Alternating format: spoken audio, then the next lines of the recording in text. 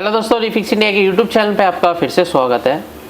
तो दोस्तों आज की वीडियो में देखेंगे हमारे पास पैनल है जो कि पांडा कंपनी का पैनल है और ये हायर के सेट में लग के आया हुआ है। तो दोस्तों इसके अंदर जो प्रॉब्लम है ये नो पिक्चर कंडीशन में हमारे पास पैनल है। तो इसको कैसे हम स्टेप बाय स्टेप चेक करेंगे और कैसे रिपेयर करेंगे, तो ये सारी चीज़ें मैं आपको इस वीडियो के अंदर बताने वाला हूँ। तो इस वीडियो को स्टार्ट करने से पहले सबसे पहले मैं आपको ये चीज़ बता देता हूँ कि जब भी हम पैनल को रिपेयर करते हैं तो पैनल को रिपेयर करने के लिए हमारे को जो DC टू DC IC का जो सर्किट है उसको रीड करना हमारे को प्रॉपर तरीके से आना चाहिए, तभी हम उसको प्रॉपर तरीके से रिपेयर कर सकते हैं। अभी क्या है कि जैसे मेरे पास ये जो सेट आया है तो ये मेरे पास एक स्टूडेंट का ही सेट है और इसके अंदर जो दिक्कत है वो नो पिक्चर कंडीशन में है। तो इसको हम कैसे रिपेयर करेंगे वो मैं आपको दिखाता हूँ। इसको रिपेयर करने के लिए यहाँ पे आप ये देख सकते हैं मैंने जो है इसकी डाटा शीट जो है DC टू DC IC की वो डाउनलोड कर रखी है और इसके अकॉर्डिंग अगर हम इसको चेक करेंगे तो इसको रिपेयर करना थोड़ा सा आसान हो जाएगा। तो अगर आप भी रिपेयरिंग करते हैं और आपको रिपेयर करने में प्रॉब्लम आती है तो आप हमारे यहाँ ट्रेनिंग ले सकते हैं और ट्रेनिंग लेने के लिए नीचे कॉन्टैक्ट नंबर कर सकते हैं। तो चलिए स्टार्ट करते हैं। सबसे पहले इसको मैं पावर लगा के आपको दिखा देता हूँ क्या कंडीशन हमारे सेट की है।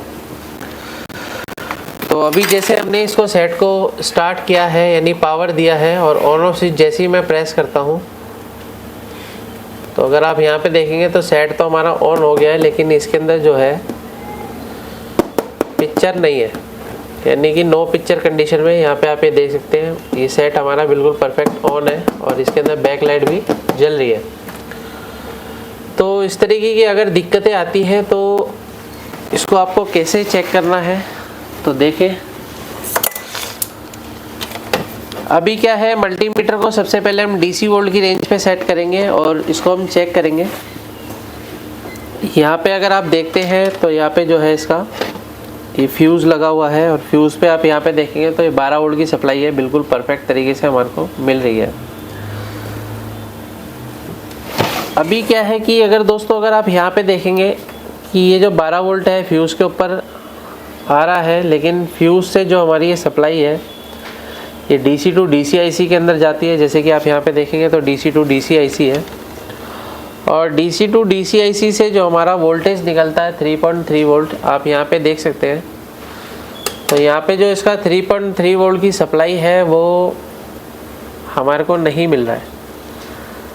अगर इस तरीके की कंडीशन मिलती है तो हमारे को सबसे पहले DC टू DC IC की वोल्टेज रिक्वायरमेंट चेक करनी होगी, क्योंकि DC टू DC IC को काम करने के लिए इनपुट वोल्टेज चाहिए होता है, वोल्टेज डिटेक्शन चाहिए होता है, उसके बाद ये DC टू DC IC काम करना स्टार्ट करती है। ज़्यादातर टेक्नीशियन सिर्फ क्या देखते हैं इसके अंदर कि VGL वोल्टेज नहीं बन रहा है, 3.3 वोल्ट नहीं बन रहा है तो अलग से लगा दिया, अलग से लगाने के बाद भी नहीं चला तो वो पैनल की PCB चेंज करनी पड़ती है उन्हें।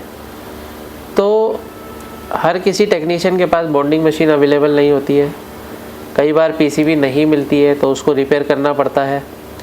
तो उसी को रिपेयर करने के लिए हमारे को ये सर्किट की जानकारी अच्छे से होनी चाहिए, तभी हम ये प्रॉपर तरीके से काम कर सकते हैं। अभी जैसे कि अगर आप यहाँ पे देख रहे हैं तो ये DC टू DC IC है और इसका जो नंबर है वो मैं आपको दिखा देता हूँ। तो इसका जो नंबर है ये है 6861 AAQ। तो इसका जो इक्विवेलेंट IC भी आती है, यानी कि इस पैनल के अंदर RT9955 भी लग के आती है। तो वो IC और ये IC दोनों सेम ही IC है, दोनों का पिन डिस्क्रिप्शन सेम है, सिर्फ कंपनी का फ़र्क है। कंपनी चेंज हो जाती है तो उसका नंबर भी चेंज हो जाता है। ये RT कंपनी की जो 9955 जो आती है वो RT कंपनी की, मतलब रिचटेक कंपनी की है। तो अभी हम इसको कैसे चेक करेंगे, तो सबसे पहले हम इसकी इनपुट वोल्टेज चेक करते हैं। तो इनपुट वोल्टेज चेक करने के लिए अगर हम यहाँ पे सर्किट में देखते हैं तो मैं आपको यहाँ पे दिखा देता हूँ। तो यहाँ पे जो इसका वोल्टेज इनपुट हो रहा है वो 20 नंबर पिन पे इनपुट हो रहा है।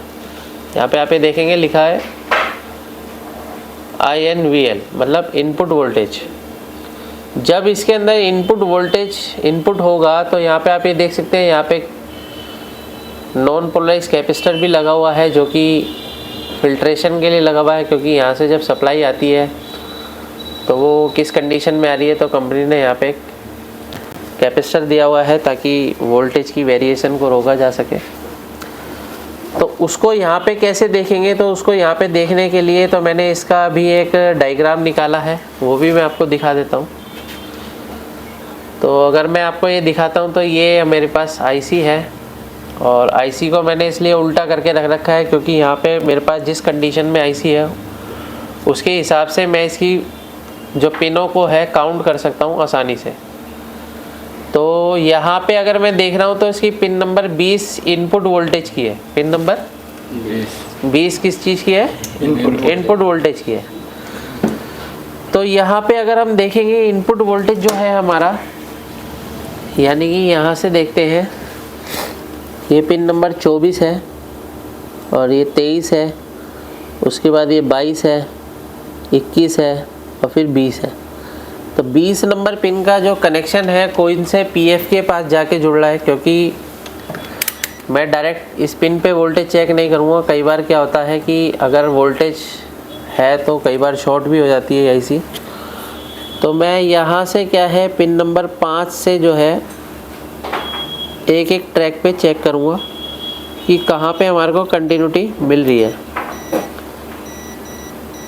तो यहाँ पे अगर आप देखेंगे तो ये पिन हमारे को ये पीएफ से मेरे को यहाँ पे कंटिन्यूटी दे रहा है, ये देख सकते हैं आप, यहाँ पे मेरे को कंटिन्यूटी दे रहा है। यानी कि यहाँ से जो ट्रैक है वो इस पीएफ के ऊपर जा रहा है, और पीएफ पे मेरे को यहाँ पे कितना वोल्ट मिलना चाहिए? 12 वोल्ट की सप्लाई मुझे यहाँ पे मिलनी चाहिए। तो ये वोल्टेज रिक्वायरमेंट है। वोल्टेज को इसी तरीके से चेक किया जाता है। जब हम इसको पावर लगाते हैं और पावर लगाने के बाद दोबारा से सेट को ऑन करते हैं तो यहाँ पे हमारे को जो है वोल्टेज मिलना चाहिए 12 वोल्ट। मल्टीमीटर को वापस से हम वोल्टेज रेंज पे सेट करते हैं, और यहाँ पे अगर हम देखते हैं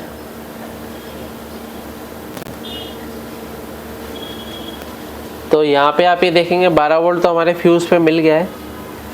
उसके बाद हमारे को इस पीएफ पे 12 वोल्ट की सप्लाई चाहिए, जो कि 12 वोल्ट की सप्लाई मुझे नहीं मिल रही है। तो यहाँ पे जो है 12 वोल्ट की सप्लाई नहीं मिल रही है, तो इसका मतलब क्या है कि डीसी टू डीसी आईसी हमारी काम नहीं करेगी, क्योंकि डीसी टू डीसी आईसी को जब तक वोल्टेज नहीं मिलेगा तो डीसी टू डीसी आईसी आगे का सिस्टम स्टार्ट नहीं करेगी। इस कंडीशन में क्या है कि अगर हम यहाँ पे देखते हैं तो इसके पास में एक बहुत बड़ा सा पीएफ लगा हुआ है। इस पे अगर हम वोल्टेज चेक करते हैं तो कितना वोल्टेज यहाँ पे आ रहा है? 12 वोल्ट मेरे को यहाँ पे देखने को मिल रहा है। तो अभी क्या है कि हम यहाँ से यहाँ पे क्या है एक रेजिस्टेंस के द्वारा वोल्टेज दे के चेक करते हैं, और क्या कंडीशन बनती है तो उसके बाद ही हमारे को पता चल पाएगा। तो यहाँ पे क्या है, सबसे पहले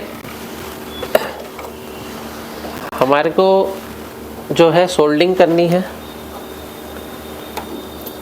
तो यहाँ पे ये हमारे पास रेजिस्टेंस पीएफ लगा हुआ है, और इस पीएफ पे हम सोल्डिंग कर देंगे प्रॉपर तरीके से।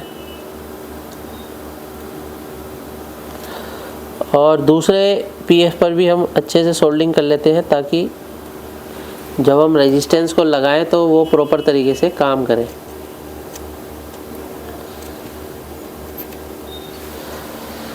तो रेजिस्टेंस को अभी मैं यहाँ पे लगाता हूँ। कई बार क्या होता है, रेजिस्टेंस लगाते टाइम जो पीसीबी के बोर्ड की जो कंपोनेंट होते हैं उसकी पिनें टूट जाती है। तो यहाँ पे हमारे को बहुत ध्यान से काम करना होगा। तो इसको हम थोड़ी सावधानी से करेंगे। अब यहाँ पे मैं इसको वोल्टेज दे देता हूँ।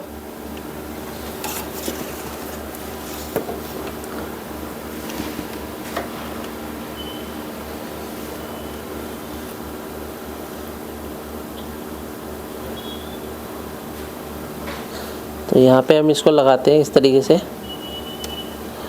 और थोड़ा सा जो पेस्ट है वो रेजिस्टेंस पे भी लगा लेते हैं।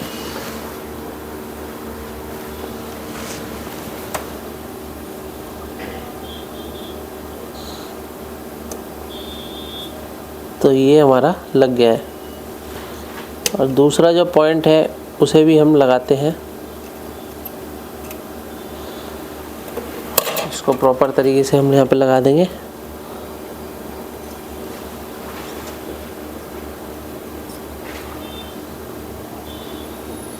तो यहाँ पे जो शोल्डर है बिल्कुल परफेक्ट तरीके से कनेक्ट हो गया है। और थोड़ा सा ध्यान में ये देखना होता है कि भाई आसपास में हमारे कंपोनेंट जो है वो शॉर्ट नहीं होने चाहिए। अगर ये कंपोनेंट जो है वो शॉर्ट होंगे तो प्रॉब्लम बढ़ सकती है। तो अभी क्या है कि ये रेजिस्टेंस लगाने के बाद सप्लाई देते हैं और देखते हैं क्या कंडीशन इसकी बनती है। तो पावर देने के बाद हम यहाँ पे वोल्टेज चेक करते हैं और इसको सेट को ऑन करते हैं।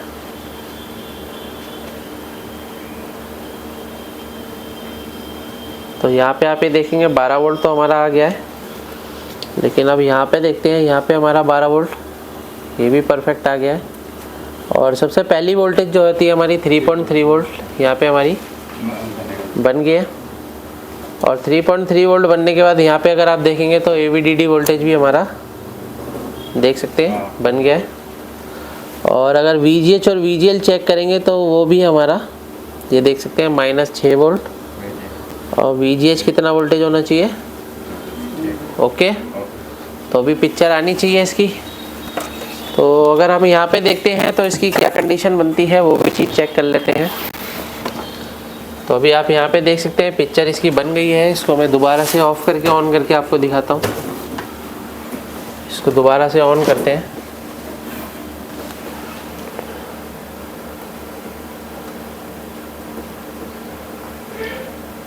तो कई बार क्या होता है कि ये जो सेट होते हैं पुराने हो जाते हैं, जिसकी वजह से मॉइस्चर की वजह से इनके ट्रैक भी ब्रेक हो जाते हैं या कई बार कई टेक्नीशियन छेड़ते हैं। तो यहाँ पे आप ये देखेंगे बिल्कुल परफेक्ट तरीके से इसकी पिक्चर बन रही है। और ये सेट हमारा प्रॉपर तरीके से ओके हो चुका है। तो इस तरीके से आप पैनल को आसानी से रिपेयर कर सकते हैं। पैनल को रिपेयर करने में प्रॉब्लम आती है तो नीचे दिए गए कॉन्टैक्ट नंबर पर कॉन्टैक्ट करें और ट्रेनिंग लें। वीडियो आपको पसंद आए तो वीडियो को लाइक करें, शेयर करें, कमेंट करें। Thank you friends.